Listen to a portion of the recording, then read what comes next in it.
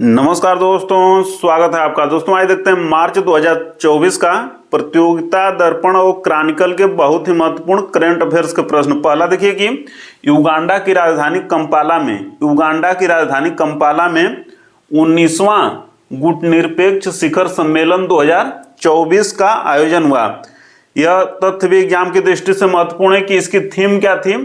तो इस शिखर सम्मेलन की थीम थी साझा वैश्विक समृद्धि के लिए सहयोग में वृद्धि करना। दूसरा तथ्य है कि युगांडा ही 2024 से लेकर 2027 ईस्वी तक गुटनिरपेक्ष आंदोलन का नेतृत्व करेगा। देखिए 120 सदस्य हैं इसके। गुटनिरपेक्ष जो संगठन है इसके सदस्य कितने हैं? 120 देश सदस्य हैं और इसका कोई भी अस्थायी सचिवालय नहीं होता है। और 1961 ईस्वी में प्रथम गुटनिरपेक्ष शिखर सम्मेलन का आयोजन हुआ था यूगोस्लाविया की राजधानी बेलग्रेड में। दूसरा देखिए कि कंपाला युगांडा में ही G77 प्लस चाइना एक संगठन है, इसका भी सम्मेलन कंपाला में ही हुआ था। यह तीसरा दक्षिण सम्मेलन था, अर्थात जो भूमध्य रेखा से नीचे के देशों का यह संगठन है। इसकी स्थापना G77 की स्थापना 1964 ईस्वी में हुई थी। इसमें 135 सदस्य देश हैं जो विषुवत रेखा से नीचे के देश हैं, 135, और इंडिया भी इसका संस्थापक सदस्य है। नेक्स्ट देखिए कि स्विट्जरलैंड के दावोस में वर्ल्ड इकोनॉमिक फोरम की 54वीं शिखर बैठक हुई जनवरी 2024 में। इसकी भी थीम बहुत ही महत्वपूर्ण है, रीबिल्डिंग ट्रस्ट। थीम किसकी है? वर्ल्ड इकोनॉमिक फोरम की 54वीं शिखर बैठक का, जिसका आयोजन स्विट्जरलैंड के दावोस में हुआ। वर्ल्ड इकोनॉमिक फोरम की स्थापना देखिए 1971 ईस्वी में हुई थी और इसके संस्थापक अध्यक्ष हैं क्लास श्वाब ने वर्ल्ड इकोनॉमिक फोरम की स्थापना की थी। यह संगठन वर्ल्ड इकोनॉमिक फोरम यह गैर लाभकारी संगठन है। इस तथ्य को भी ध्यान में रखना है। नेक्स्ट देखिए गांधीनगर में दो बहुत ही महत्वपूर्ण सम्मेलन का आयोजन हुआ। पहला देखिए वाइब्रेंट गुजरात ग्लोबल सम्मेलन 2024 का आयोजन गांधीनगर में हुआ। दूसरा अंतर्राष्ट्रीय अपराध विज्ञान महोत्सव 2024 का भी आयोजन गांधीनगर में हुआ। नासिक में देखिए राष्ट्रीय युवा महोत्सव 2024 का आयोजन नासिक में हुआ। और 12 जनवरी को राष्ट्रीय युवा दिवस मनाया जाता है। और 12 जनवरी को क्योंकि स्वामी विवेकानंद जी की जन्मदिन होता है, इसलिए 12 जनवरी को राष्ट्रीय युवा दिवस मनाया जाता है। और राष्ट्रीय युवा महोत्सव 2024 का आयोजन नासिक में हुआ। जयपुर में देखिए पुलिस महानिदेशकों एवं महानिरीक्षकों का सम्मेलन 2024, इसका आयोजन कहाँ हुआ? जयपुर में।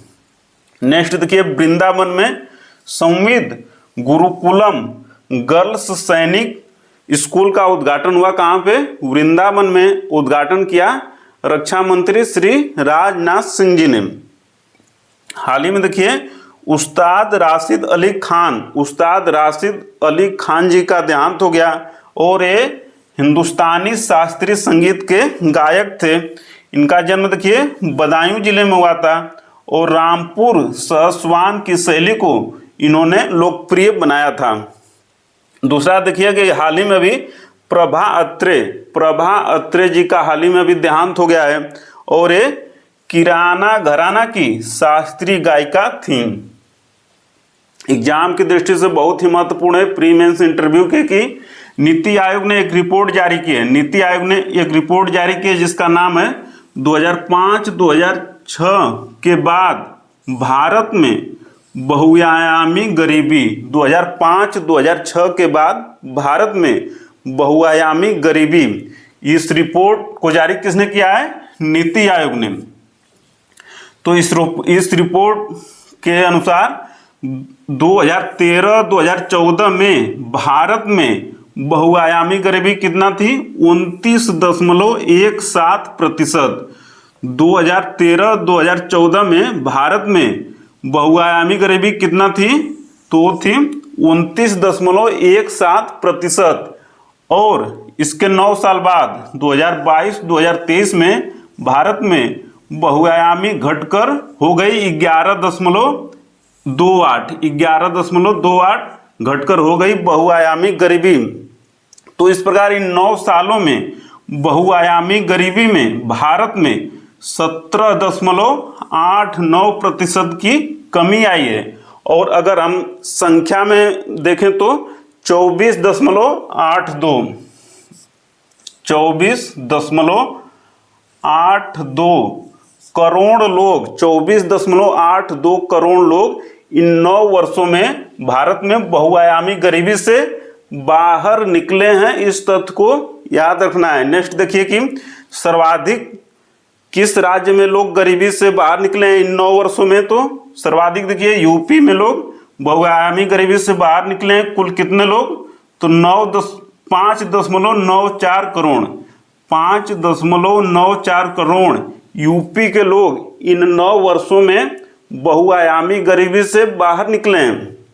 दूसरे नंबर पे बिहार राज्य है, जहाँ पे इन 9 वर्षों में 3.77 करोड़ लोग बहुआयामी गरीबी से बाहर निकले हैं। और तीसरे स्थान पे एमपी है, और एमपी में 2.3 करोड़ लोग बहुआयामी गरीबी से बाहर निकले हैं। इस तथ्य को भी ध्यान में रखना है। नेक्स्ट एक इम्पॉर्टेंट है कि ये जो बहुआयामी गरीबी है, बहुआयामी गरीबी, तो ये देखिए 3 आयाम है इसमें और 12 संकेतकों पर आधारित है। 3 आयाम के 12 संकेतकों पर आधारित है। एग्जाम के दृष्टि से बहुत ही महत्वपूर्ण है। तो पहला देखिए, पहला आयाम है स्वास्थ्य। स्वास्थ्य में देखिए 3 संकेतक हैं: पोषक, बाल एवं किशोर मृत्यु दर और मातृ स्वास्थ्य। दूसरा आयाम है इसका शिक्षा। शिक्षा में देखिए क्या है? तो स्कूली शिक्षा के वर्ष, स्कूल में उपस्थिति, ये 2 संकेतक हैं। तीसरा इसका आयाम है जीवन स्तर। जीवन स्तर में देखिए खाना बनाने का ईंधन, स्वच्छता, पेयजल, बिजली, आवास, संपत्ति और बैंक खाता। इस प्रकार 3 आयाम के 12 संकेतकों को मिलाकर एक निकाला गया है बहुआयामी गरीबी। और 9 वर्षों में कितना लोग बहुआयामी गरीबी से बाहर निकले हैं?